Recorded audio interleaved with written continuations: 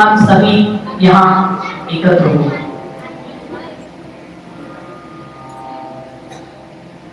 मेरे प्यारे भाइयों बहनों,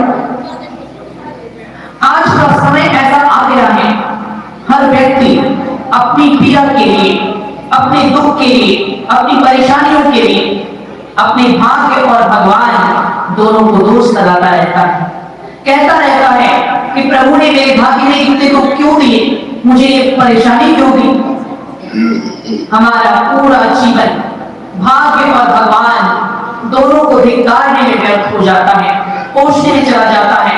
और ईश्वर को कोसते समय हम ईश्वर ने हमें जो कुछ पहले से देकर रखा हुआ है उनकी उस कृपा का सम्मान करना भूल जाते हैं।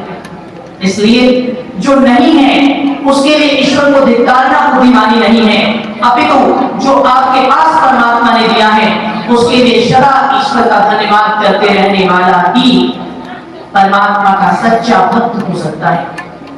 इस संदर्भ में एक लघु प्रसंग सुनाता हूं। किस प्रकार जो अपनी उपलब्धियों को अनदेखा करके जो नहीं है उसके लिए भाग्य और ईश्वर को कोसता रहता है, उसे बाद में पछताना पड़ता है। एक गुरु आश्रम था। उस गुरु आश्रम में एक गुरुजी अपने कुछ शिष्यों को शिक्षा दे रहे थे। वे अपने प्रवचन के क्रम में, अपनी शिक्षा के क्रम में शिष्यों को बता रहे थे, जो है जितना है उसी में संतोष करना सीखो। संतोष से बड़ा कोई धन नहीं। यदि और अधिक पाने के लालच में रहोगे तो जीवन व्यर्थ हो जाएगा। जीवन का हर क्षण, हर समय पीड़ा और दुख से भर जाएगा। गुरुजी ये उपदेश दे ही रहे थे कि एक शिष्य उठ खड़ा हुआ। उसने कहा, महाराज आप कहते हो जो है उसमें खुश रहना सीखो, जितना है उतने में संतुष्ट रहना सीखो, परंतु यदि व्यक्ति और अधिक पाने की चाह नहीं करेगा, यदि वो परिश्रम नहीं करेगा, प्रयास नहीं करेगा, तो व्यक्ति और बड़ा व्यक्ति कैसे बन सकता है? अपने जीवन में और अधिक ऊंचाई और सफलता कैसे प्राप्त कर सकता है? बड़े स्वप्न देखना यदि मनुष्य छोड़ देगा तो फिर वो अपने जीवन में ऊंची और बड़ी उपलब्धि प्राप्त नहीं कर सकता। फिर इस बात का क्या अर्थ रह जाता है? गुरुदेव, मेरा मानना तो ये है कि ईश्वर की बनाई गई इस दुनिया में, इस संसार में जितना मिल जाए उतना कम है। जो मिले उससे आगे बढ़ने की हमेशा कोशिश करनी चाहिए। शिष्य की बात सुनकर गुरुजी मुस्कुराए और उन्होंने कहा, ठीक है, तुम्हें अपने प्रश्न का उत्तर चाहिए, बैठ जाओ। वो बैठ गया।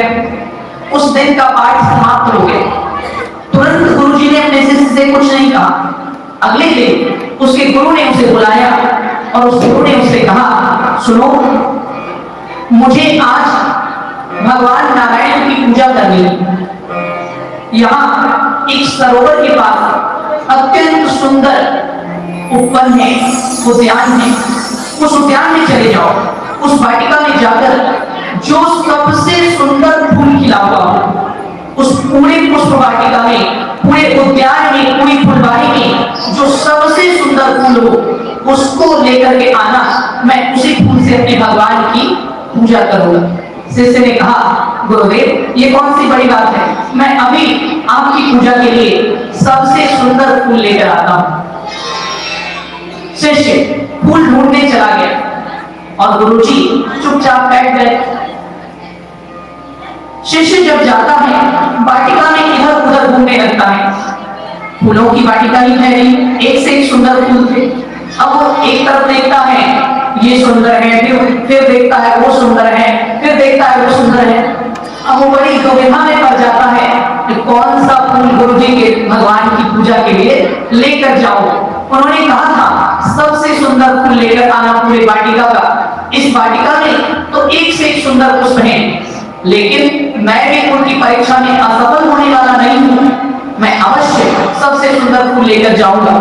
ढूंढते ढूंढते शिष्य आगे निकलता है। पूरे वाटिका में एक सबसे सुंदर फूल से दिखाई दे। बहुत सुंदर खिला हुआ मधुर सुगंधित मनमोहक पुष्प दिखाई दिया। जैसे ही उसे वो फूल दिखाई दिया, उसने सोचा यही फूल भगवान की पूजा के लिए गुरु जी के पास लेकर जाना चाहिए। वो उस फूल को तोड़ने लगा।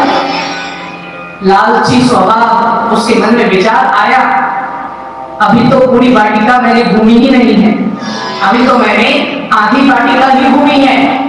आधी वाटिका में ही ये फूल सबसे सुंदर लगी, क्या पता आगे की वाटिका में इससे भी सुंदर फूल हो, इसे छोड़ देना चाहिए। चलते हैं इससे भी अच्छे फूल की तलाश में। अब वो शिष्य चल पड़ा उस पुष्प से भी अच्छे फूल की खोज करने। जैसे ही आगे गया, आगे की वाटिका में छोटे छोटे मुरझाए हुए फूल थे, झड़े हुए फूल थे। कई डालियां तो ऐसी थी जिस पर फूल ही नहीं थे, लोगों ने पहले ही तोड़ लिया था। अंत में थक हार कर पश्चाताप करके शिष्य वापस लौटा। कोई बात नहीं, वही फूल सबसे सुंदर था, जाता हूँ वही फूल तोड़कर गुरुजी को दे दूंगा कि इसी फूल से भगवान की पूजा कर लो। जैसे ही शिष्य वापस लौटता है तो देखता है वो जो एक सबसे सुंदर फूल था वो भी डाली से टूट चुका था। उस फूल को किसी और ने तोड़ लिया था। जितने में वो आगे गया उतने में उसके जाते ही किसी और भद्र सज्जन ने उस फूल को तोड़ लिया था। अब उस शिष्य को कोई सुंदर फूल नहीं मिला। थक हार कर खाली हाथ वो शिष्य अपने गुरु के पास वापस लौटा। गुरु ने पूछा, मैंने तुम्हें सबसे सुंदर फूल लाने के लिए कहा था, क्या हुआ, तुम खाली हाथ क्यों लौट आए? शिष्य ने लज्जित होकर सिर झुकाकर कहा, गुरुदेव मैं सबसे सुंदर फूल ढूंढने गया था, कोई फूल मुझे सुंदर लग ही नहीं रहा था। एक से एक बढ़कर अच्छे फूल थे, लेकिन हाँ उन फूलों में से एक फूल था जो सबसे सुंदर था, सबसे मनमोहक और सबसे सुगंधित था। परंतु मैं उस फूल को तोड़ नहीं सका, क्योंकि जैसे ही मैं उसे तोड़ने वाला था मेरे मन में लालच आ गया। आधी वाटिका घूमी है, इतना सुंदर फूल मिला, यदि पूरी वाटिका घूम जाऊंगा तो और भी सुंदर फूल मिलेंगे। परिणाम ये हुआ कि जैसे ही मैं आगे गया और सुंदर की खोज में, वैसे ही मेरे जाते ही किसी और ने उस सुंदर फूल को भी तोड़ लिया और मुझे खाली हाथ ही लौटना पड़ा। गुरु मुस्कुराए, उन्होंने कहा, यही तो सिखाना था तुम्हें, जीवन का यही पाठ पढ़ाना था तुम्हें।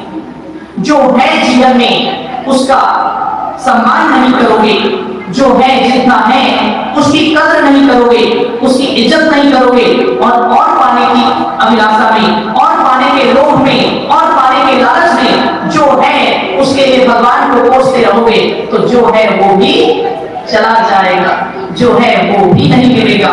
सदैव याद रखना, जो निश्चित को छोड़कर अनिश्चित की ओर बढ़ता है, किसी विद्वान ने कहा था, जो निश्चित को छोड़कर अनिश्चित की ओर बढ़ता है उसका निश्चित भी नष्ट हो जाता है।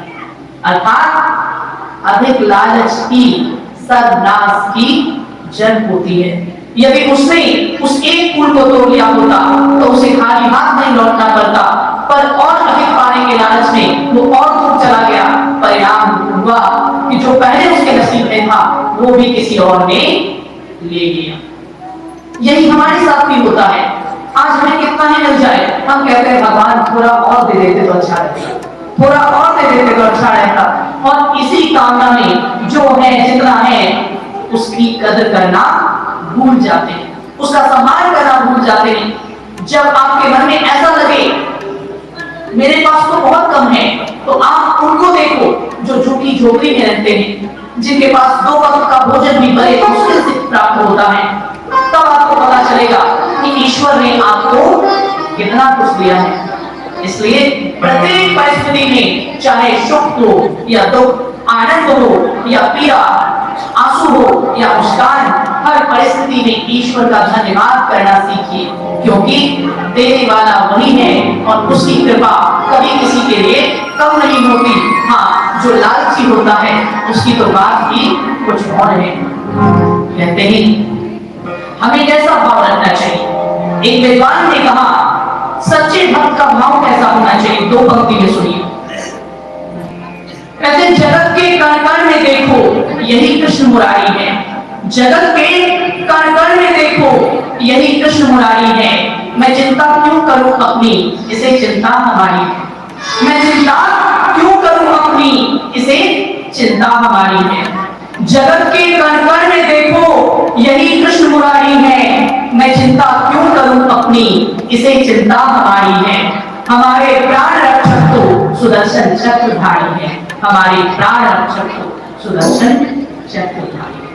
आइए हर परिस्थिति में हम परमात्मा का धन्यवाद करें और अब समय को व्यर्थ न करते हुए हम लोग प्रभु के पावन कथा की ओर चलेंगे, क्योंकि समय काफी। इस वीडियो को लाइक करें, हमारे चैनल को सब्सक्राइब कर बेल आइकन जरूर प्रेस करें हमारी न्यू वीडियो